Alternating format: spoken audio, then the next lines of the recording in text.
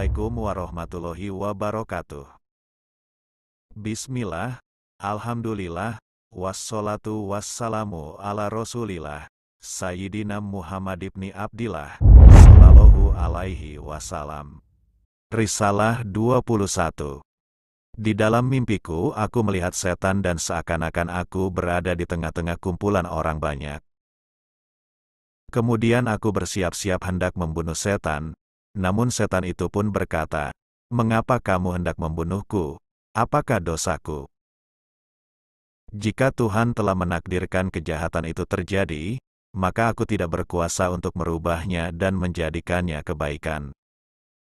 Demikian sebaliknya, jika Tuhan telah menakdirkan sesuatu kebaikan itu terjadi, maka aku pun tidak berkuasa untuk merubahnya menjadi kejahatan. Maka apakah yang berada dalam kekuasaanku? Kemudian, kudapati setan itu berupa seperti orang Kasim. Enuh, suaranya lembut, rambutnya terurai sampai ke dagunya dan mukanya sangat pucat, seakan-akan ia tersenyum kepadaku, penuh rasa malu dan takut. Itu terjadi pada malam Ahad, 12 Zulhijjah 401 Hijriah. Risalah 22. Biasanya Allah Subhanahu wa Ta'ala menguji hamba-hambanya yang beriman, sesuai dengan derajat keimanan mereka. Sekiranya keimanan seseorang itu kuat, maka ujian keimanannya itu pun kuat pula. Oleh karena itu, ujian kepada Rasul lebih hebat daripada ujian kepada Nabi. Ujian kepada Nabi lebih hebat daripada ujian kepada Abdal dan ujian kepada Abdal lebih hebat daripada ujian kepada wali. Setiap orang diuji menurut tinggi atau rendahnya keimanannya. Nabi pernah bersabda, "Sesungguhnya ujian bagi kami, para nabi, lebih hebat daripada ujian bagi orang-orang lain."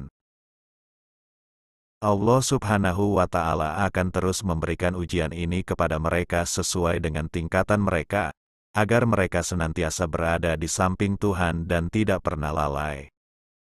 Allah mengasihi mereka dan Allah tidak mau orang yang dikasihinya itu jauh darinya. Oleh karena itu, ujian diibaratkan sebagai pengikat hati dan penjara mereka serta menjauhkan mereka dari kecenderungan kepada apa saja yang bukan tujuan hidup mereka dan menjauhkan mereka dari perasaan senang dan condong kepada apa saja selain Allah yang Maha Pencipta. Apabila ini telah menjadi keadaan mereka yang abadi, maka hancurlah diri dan hawa nafsu amarah dan kebinatangan mereka. Dapatlah mereka membedakan antara yang hak, benar, dengan yang batil, palsu. Segala tanda-tanda keserakahan dan kehendak mereka terhadap kemewahan dan kebahagiaan hidup di dunia dan di akhirat hilang lenyap dari sisi mereka dan mereka merasa tenteram berada di sisi Tuhan, ridho dengan Allah, sabar terhadap ujian, selamat dari kejahatan makhluknya dan mereka mendapat kepuasan di sisi Allah Subhanahu wa Ta'ala. Dengan demikian, kekuasaan hati akan bertambah hebat dan dapat mengontrol anggota-anggota badan. Ujian dan bencana itu menguatkan hati dan meneguhkan iman dan kesabaran serta melemahkan nafsu-nafsu kebinatangan yang berada dalam diri. Karena, apabila kesusahan datang menimpa seorang mukmin dan ia menunjukkan kesabaran dan keridaannya serta berserah bulat kepada Allah, Allah ridha dan menolong mereka serta memberi kekuatan kepada mereka. Allah Subhanahu wa Ta'ala berfirman, "Jika kamu bersyukur, sesungguhnya aku akan menambah lagi karunia itu."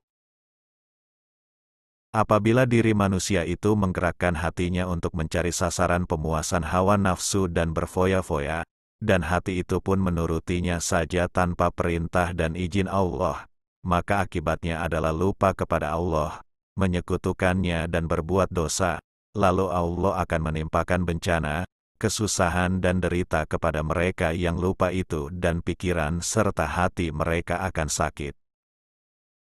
Jika hati mereka tidak mengindahkan panggilan pemuasan tersebut sampai Allah mengizinkannya melalui ilham, bagi wali, dan wahyu, bagi nabi dan rasul, lalu tindakan diambil atas dasar ilham dan wahyu tersebut, baik berupa pemberian karunia maupun bukan, maka Allah akan memberikan ganjaran kepada hati itu berupa rahmat, ampunan, kesentosaan, keridhaan, cahaya dan ilmu, kedekatan kepada Allah, terlepas dari segala kebutuhan dan selamat dari bahaya dan bencana. Oleh karena itu, ketahuilah dan ingatlah selalu serta selamatkan dirimu dari ujian dengan sungguh-sungguh dan waspada, tanpa tergesa-gesa menuruti panggilan pikiran dan kehendaknya, tetapi hendaklah kamu menunggu dengan sabar izin dari Allah, agar kamu selamat di dunia dan di akhirat kelak. Risalah 23. Puaskanlah hatimu dengan apa yang ada pada kamu, sampai datang takdir Allah untuk meninggikan derajatmu, di mana kamu diselamatkan dari kesusahan hidup di dunia dan di akhirat dan dari dosa serta noda. Kamu akan dinaikkan ke derajat yang lebih tinggi, sehingga kamu puas dan bahagia. Apa yang telah ditetapkan untuk kamu, pasti akan kamu dapatkan, dan apa yang tidak ditetapkan untuk kamu, tidak akan kamu dapatkan. Karenanya, senantiasalah kamu bersabar dan ridho dengan keadaan yang telah ada pada kamu.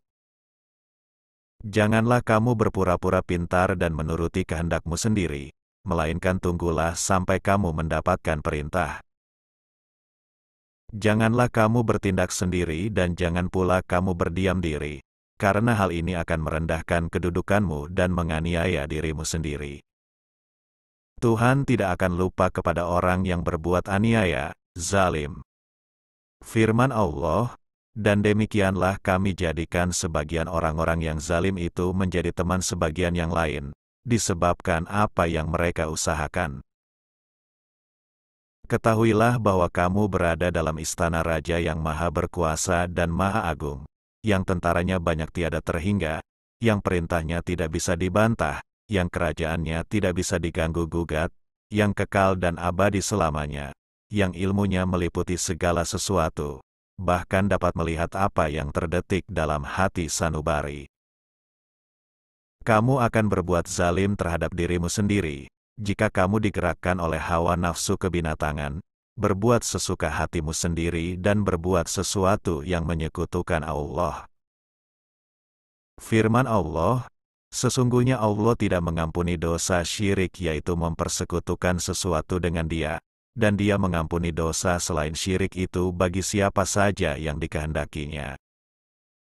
Barang siapa mempersekutukan sesuatu dengan Allah, maka sesungguhnya ia telah tersesat sangat jauh.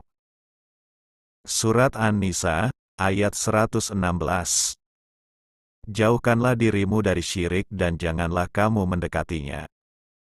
Segala gerak dan diammu pada siang dan malam hari, baik kamu seorang diri maupun kamu berada di tempat yang ramai, hendaklah dibebaskan dari syirik itu. Berhati-hatilah terhadap dosa yang berbentuk bagaimanapun juga di dalam hati dan anggota badanmu. Jauhkanlah dosa batin dan dosa lahir. Janganlah kamu lari dari Tuhan, karena kamu tidak akan dapat melarikan dirimu darinya. Janganlah kamu melawannya, karena kamu akan dibinasakan olehnya. Janganlah kamu menentang perintahnya, karena jika kamu berbuat demikian, kamu akan dihinakannya. Janganlah kamu melupakannya, karena kamu akan dilupakannya pula dan dilemparkan ke dalam kesusahan. Janganlah kamu mencoba memindahkan rumahnya, karena jika kamu berbuat demikian, kamu akan dibinasakan olehnya. Janganlah kamu berbicara tentang agamanya menurut hawa nafsumu semata, karena jika kamu berbuat demikian, kamu akan dihancurkannya, hatimu akan digelapkannya, imanmu akan dicabutnya, dan ilmu kerohanianmu akan dihilangkannya. Kemudian, kamu akan dikuasakan kepada setan, nafsu kebinatanganmu, keluargamu, tetanggamu, sahabatmu, jin, binatang dan seluruh makhluk akan menguasai dan mempengaruhi kamu. Dengan demikian, kamu akan hidup di dunia ini berada dalam kegelapan dan azab neraka akan kamu terima di akhirat kelak. Bersambung ke risalah berikutnya. Wallahu alam bishawab. Wassalamualaikum warahmatullahi wabarakatuh.